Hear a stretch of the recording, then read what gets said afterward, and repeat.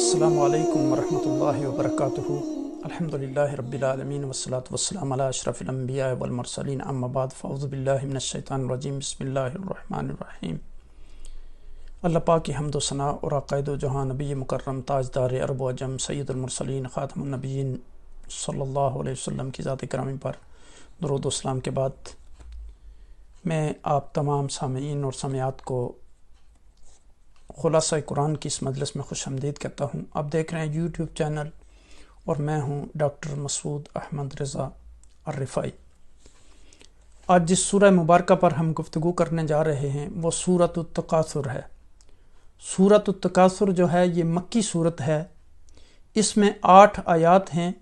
اس سورہ مبارکہ میں ان لوگوں کی مذمت کی گئی ہے جو صرف دنیا کی زندگی کو اپنا مقصد بنا لیتے ہیں اور دنیا کا ایندھن جمع کرنے میں لگے رہتے ہیں۔ ان کے انہماک کو دیکھ کر یوں لگتا ہے کہ انہیں دنیا میں ہمیشہ کے لیے رہنا ہے، لیکن اچانک موت آ جاتی ہے۔ اگاں اپنی موت سے کوئی بشر نہیں، سما 100 برس کا ہے پل کی خبر نہیں، آتے ہوئے اذاں ہوئی اور جاتے ہوئے نماز، اتنے قلیل وقت میں آئے اور چلے گئے۔ تو اب دیکھیں کہ جس کی وجہ سے ان کے منصوبے درے کے درے رہ جاتے ہیں اور انہیں قصر سے قبر کی طرف منتقل ہونا پڑتا ہے۔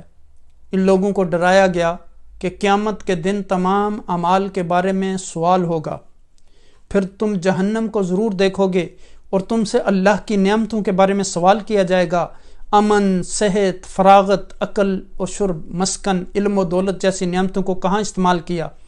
اس سورہ مبارکہ کی وجہ تسمیہ اس کی پہلی آیت الہاکم التکاثر حتی زرتم المقابر، اسی مناسبت سے اس سورت کا نام جو ہے وہ تکاثر رکھا ہے۔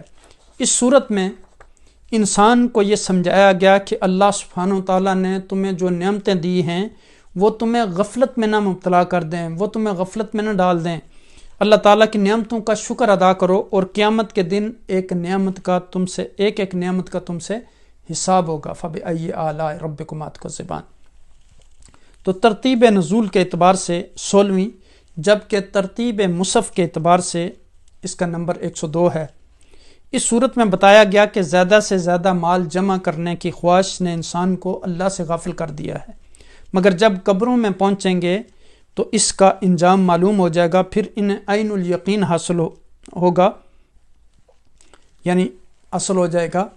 مال و دولت کی کثرت جو ہے انسان کو ہلاکت میں ڈال دیتی ہے، جبکہ اسے نعمتوں کا جواب دینا ہے اور اسے سزا بھی بھگتنی ہے۔ ہر اچھے اور برے عمل کا جو ریوارڈ اور سزا ملے گی۔ تکاثر کا معنی ایک دوسرے کو دیکھ کر بڑھ چڑھ کر اصول دینا اور بزرگی دکھانے کی کوشش کو کہا جاتا ہے، یعنی کثرت مال اور اجتماعی حیثیت میں ایک دوسرے کو دیکھ کر سبقت لینے کی کوشش کرنا، جیسے ہمارے معاشروں میں آج کل ہوتا ہے کہ ہر بندہ اپنے آپ کو یہ ثابت کرنے کی کوشش کرتا ہے، اس کے پاس گاڑی اچھی ہے، اس کے پاس مکان اچھا ہے، اور اس دنیا کی دوڑ میں ہم لگے ہوئے ہیں۔